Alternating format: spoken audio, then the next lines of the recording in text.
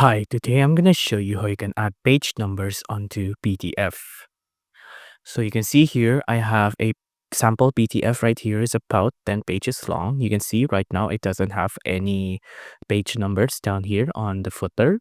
Now, what we're going to do is we're going to use a tool probably most of you already have, and it's going to be called Microsoft Word, right?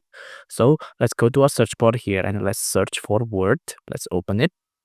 Microsoft Word. Now let's open our PDF. I already have it here.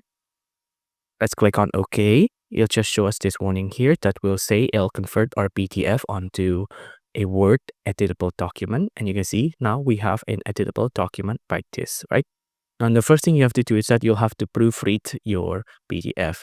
Since we're gonna add our page number on the footer, we want to delete or move any text that is in the footer here, right? So right now it has a couple of text in the footer. I'm going to delete things that are obstructing it. So you can see right here, I'm going to delete it. I'm going to delete this as well. Okay, great. Now, once everything is set, now we're going to scroll all the way up again, and I'm going to go to the first page here. Now on the first page here, you want to go to insert. Now on insert, you want to go to page number, and then you can pick which style you want. I'm going to go to bottom page, and I'm just going to play number 3. You can see now we have a page number on the way down here, right? You can edit it from the section here as well, add page number like this. You can edit the format as well if you'd like. So number format like this. You can include chapter number if you'd like.